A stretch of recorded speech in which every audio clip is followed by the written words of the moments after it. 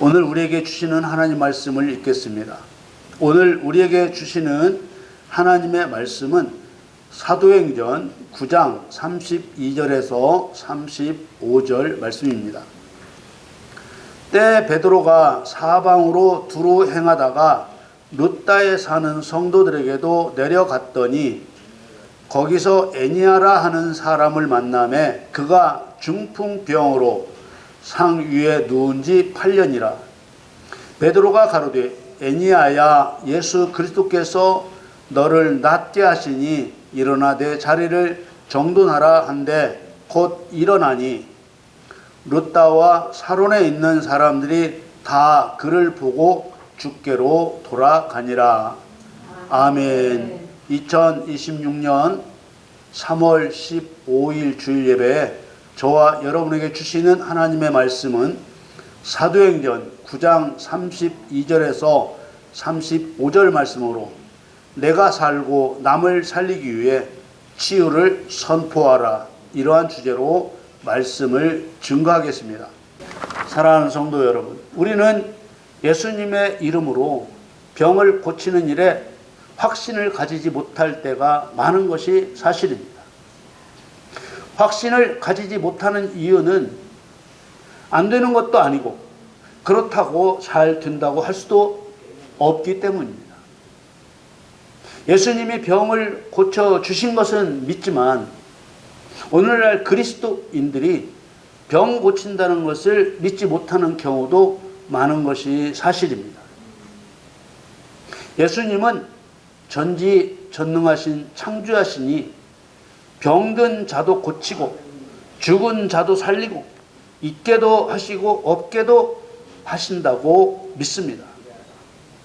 그러나 그 일을 사람이 하는 것에 대해서는 신뢰하지 않는 것입니다.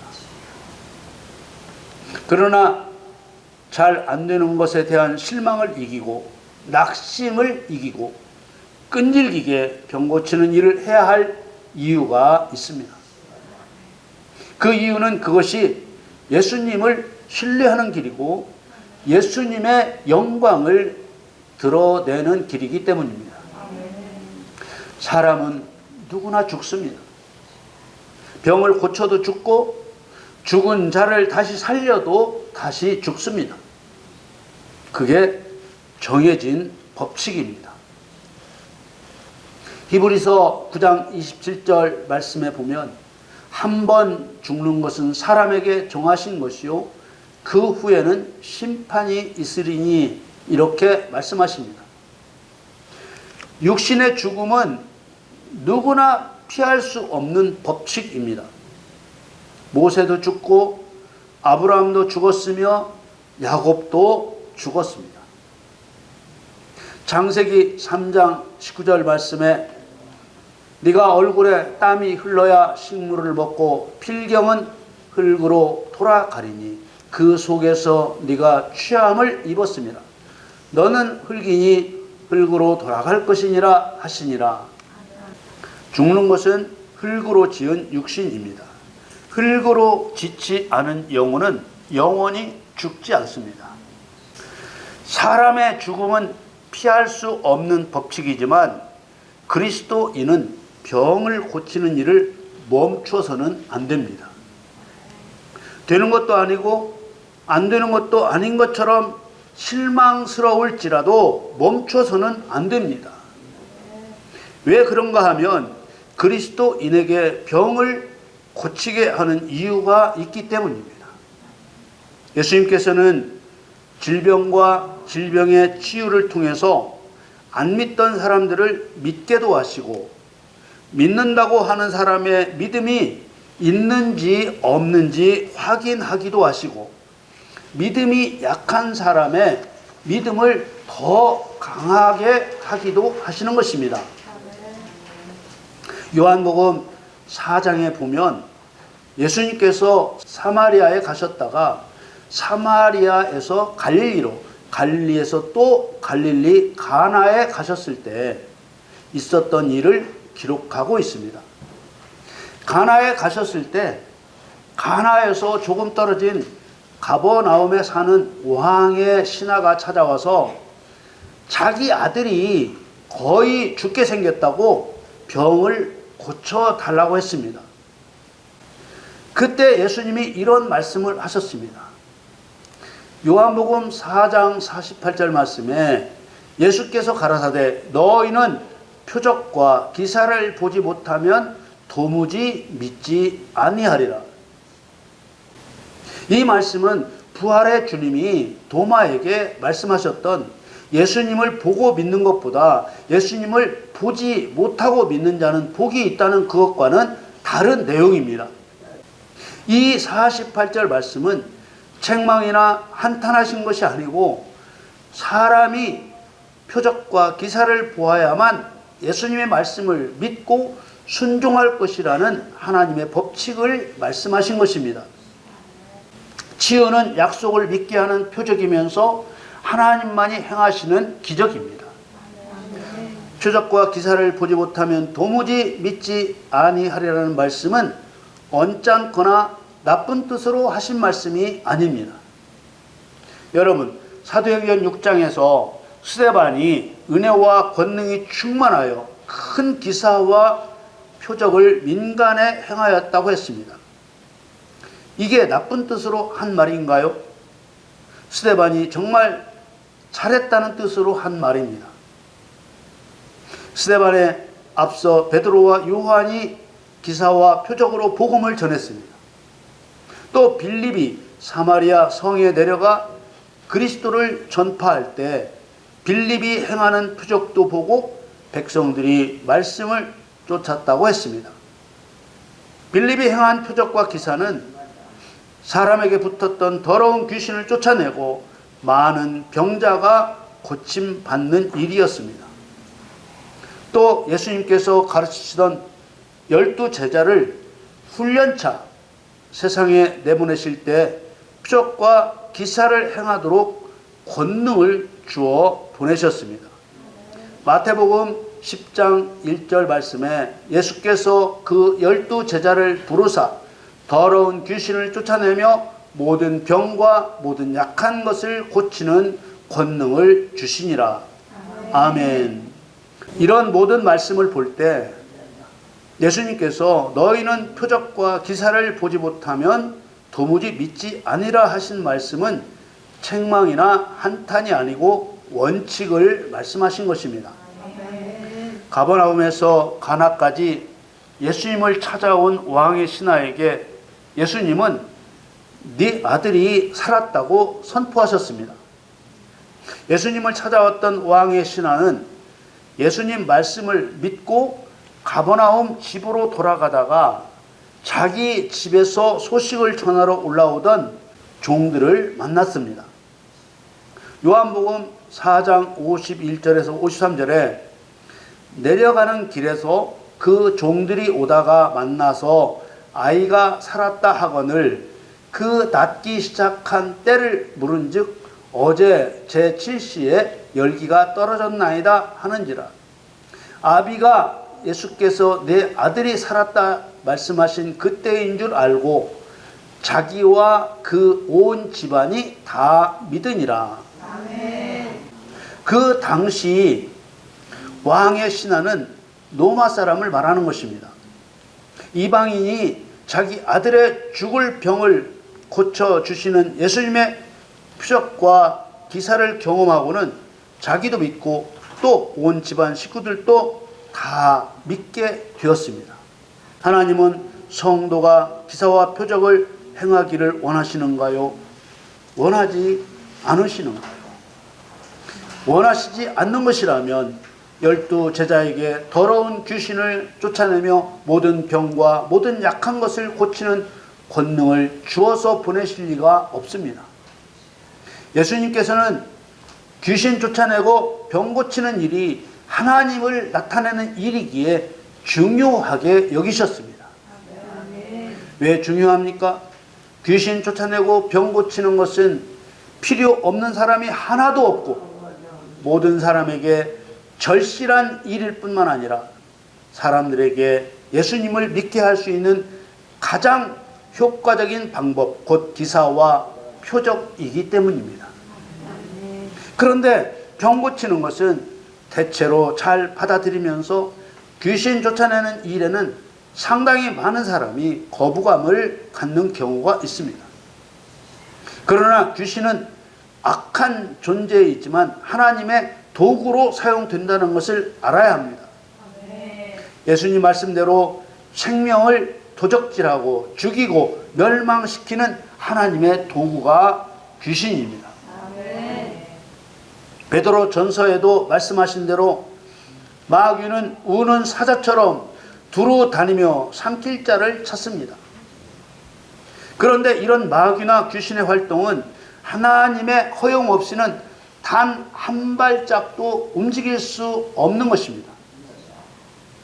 구약시대에 아수르, 애굽, 블레셋과 같은 폭력적인 이방 나라를 이용하여 하나님의 백성인 이스라엘을 억압하고 지배하게 했던 것과 똑같습니다. 귀신을 쫓아낼 필요가 없다고 하거나 믿는 자에게는 귀신이 얼씬도 할 수 없다고 하는 신학자나 목사님들은 영의 세계를 1도 모르는 싹군 목자가 틀림없습니다. 또 귀신과 질병은 따로따로 생각할 수 없는 깊은 연관성을 가지고 있습니다. 그러므로 문제를 해결하고 아픈 것을 치유하기 위해서는 귀신 쫓아내는 것과 질병 치유를 항상 동시에 생각해야 합니다. 하나님께서는 사람에게 어려움을 주어서 하나님을 인정하게도 하시고 사람의 어려움을 해결해 주어서 하나님을 인정하게도 하십니다. 에스겔 6장 7절 말씀에 또 너희 중에서 살육을 당하여 엎드러지게 하여 너희로 나를 여호와인 줄 알게 하려 함이니라. 이 말씀은 살육을 통해 하나님을 인정하게 하려는 경우입니다. 에스겔 28장 24절에는 이스라엘 족속에게는 그 사면에서 그들을 멸시하는 자 중에 찌르는 가시와 아프게 하는 가시가 다시는 없으리니 그들이 나를 주 여호와인 줄 알리라. 이 말씀은 문제를 해결해 주심으로 하나님을 인정하게 하려는 경우입니다. 둘 중 어떤 경우든지 하나님을 하나님으로 인정하게 하는 것이 목적입니다. 하나님을 하나님으로 인정하는 것이 영생을 얻는 길이기 때문입니다. 하나님의 경륜을 아는 사람은 귀신을 쫓아내는 일이나 병을 고치는 일을 결코 가볍게 생각하지 않습니다. 우리가 예수를 믿는 이유는 하나님을 사랑하여 천국에서 하나님과 영원히 함께 살기 위해서입니다. 이것이 목적이 되어 있지 않다면 그 사람은 예수를 믿는 사람이 아닙니다. 천국에서 하나님과 영원히 함께 사는 것은 하나님의 목적이자 우리의 목적입니다. 그 목적을 이루는 수단이 바로 하나님에 대한 사랑입니다. 하나님을 사랑하는 방법은 그리스도의 계명을 가지고 지키는 것입니다. 그리스도의 계명을 지키는 일은 사람의 생명을 도적질하고 죽이고 멸망시키는 마귀의 일을 멸하는 일입니다. 하나님께서는 죄인에게 형벌을 주거나 하나님을 하나님으로 인정하게 하려고 모든 사람에게 귀신을 보내고 질병을 보내고 저주를 보냅니다. 순종하는 사람에게는 이기는 자가 되게 하시려고 보내고 불순종하는 사람에게는 형벌을 주고 죄를 쌓게 하려고 귀신과 질병과 저주를 보냅니다. 출애굽 때 홍해가 이스라엘 백성에게는 생명의 바다였지만 애굽 군대에게는 죽음의 바다가 된 것처럼 귀신과 질병과 저주도 순종자에게는 하나님을 높이는 기회가 되고 불순종자에게는 멸망의 위기가 되는 것입니다. 귀신과 질병과 저주를 하나님께서 자기 백성에게 보내는 말씀을 보겠습니다.